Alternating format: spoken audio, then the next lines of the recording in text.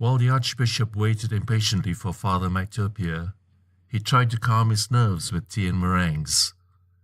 His mind was too ragged to do the telegraph Sudoku. Where was the blessed man?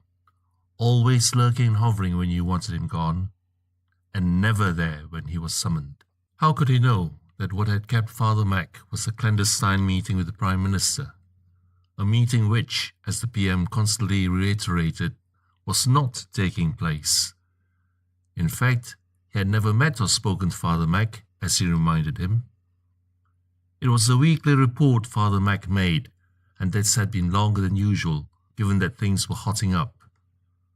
Father Mack's reward for this betrayal was pieces of silver, discreetly deposited in a business bank account which only he could access, and the greater promise of Armageddon.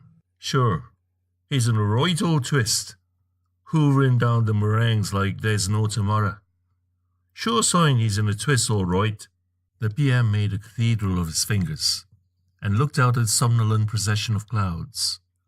Mack had been extremely useful, as informer, agitator, spy, scotcher of plans, thorn in the side of the Archbishop, spoiler of good relations between the Church and Islam. He had been a useful pawn in the game of turning the Archbishop's vision into a war cry. But now that the gears had been engaged, the cogs oiled, the wheels honed, his value was nearing an end. What to do? He wasn't sure the good father was a man to go quietly back into the shadows. He needed a sweetener. Father Mack, I've greatly enjoyed these little contretemps, even though they never happened. I feel some acknowledgement is warranted for your... Here he searched for an appropriate word. Your service, even though of course this could never be acknowledged officially. The shit's trying to dump me, thought Father Mack. Perhaps a word here, a nod there. A deanery might be offered. How would you like that? I'd be preferring the likes of a bishop, said Father Mack. The Prime Minister smiled, but without humour. Father Mack lit a park drive. There's no smoking in here, the PM said. Father Mack continued to puff. You know what a palaver it is, Father Mack. The vacancy in C Committee, which takes an age to organise, then the Crown Nominations Committee, which takes a year to get quorate, and which the Archbishops of Canterbury and York never agree anyway, then the recommendations to my office. You'll be an old man before it even got considered. Change the rules, said Father Mack, flicking his stub in the waste bin, where it continued to smoulder. Change 500 years of arcane constitutional practice, just to suit a whim of yours.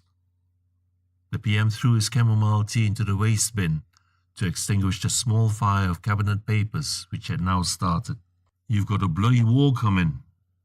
Emergency powers and all. You tell the Archbishop I'm to be bishop next vacancy, then get the Queen to ratify it. Bob's your uncle? I'll be waiting to hear. Father Mack left as his fire alarms jangled a panic and the ceiling sprinklers in the PM's office started to gush, and at least a dozen security men rushed in all directions. It was always a pleasure to create confusion.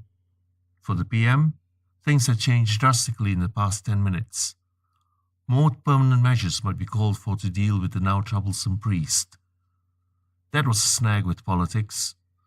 Someone was on your side 1 minute, lying and cheating, conniving like a true patriot, and the next, they became Judas. It wasn't as if he asked much, just unquestioning loyal service from minions. It wasn't as if he really wanted Armageddon either. More, a quick and decisive war, which would give him enough time to declare a state of emergency, himself supreme head of state, a permanent military alliance with the US, joint control of oil reserves in the Middle East, a permanent terrorist threat to keep people scared and powerless, and no sodding elections for at least 10 years. That would ensure him several fat chapters in the history books.